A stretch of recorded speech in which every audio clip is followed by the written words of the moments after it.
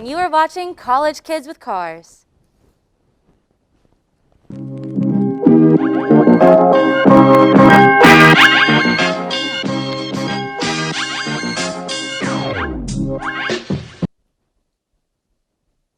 Hello and welcome back to the show.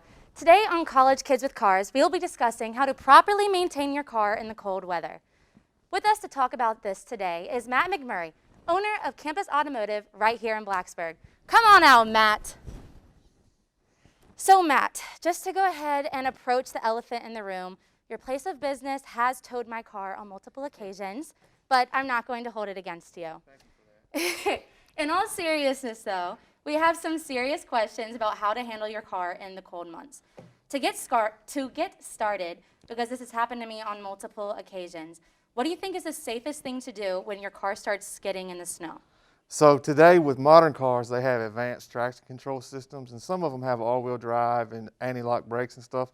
So the best thing to do if you start into a skid is just to let off the accelerator, and most of the time the car will correct itself. Mm-hmm. I usually press the brakes, so that's good to know. You can do that too. Okay. Yeah. I feel like I've slid sometimes when I've done that, but. You probably have. So what is four-wheel drive and why is it beneficial in the snow? So four-wheel drive or all-wheel drive is when all the wheels and tires in your car pull the car. So some cars are front-wheel drive, some are rear-wheel drive, and some are four-wheel drive and all-wheel drive. So usually when you have cars that have four-wheel drive, they have better traction because all four wheels are pulling. Oh, that makes sense. So what is the smartest or quickest way to get snow and ice off of your windshield? So I guess the biggest thing about snow and ice, one of the things that really people overlook the most is they don't keep their windshield clean to start with. So you start with a clean windshield, and then when the snow and ice comes, if you use a scraper and you have your defrost on, you should be able to get it right off.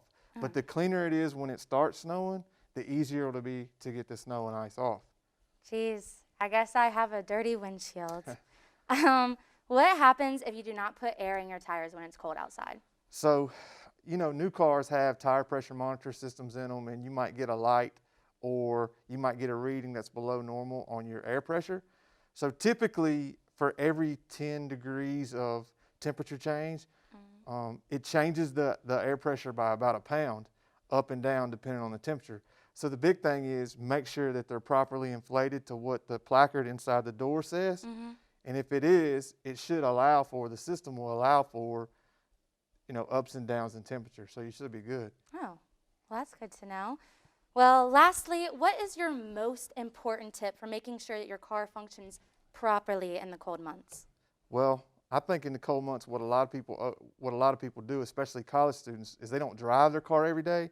And so sometimes there's a lot of issues with starting in cold weather. So I'm always, I'm an advocate of at least every couple of days, start and drive your car 4 or 5 miles at least.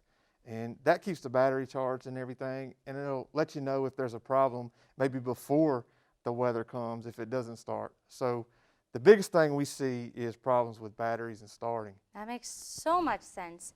Well, I want to thank Matt once again for joining us today on College Kids with Cars. Join us next week where we talk about how to build a monster truck out of your car. I am Callie Sullivan, and have a great day. Ka-chow. Thank you.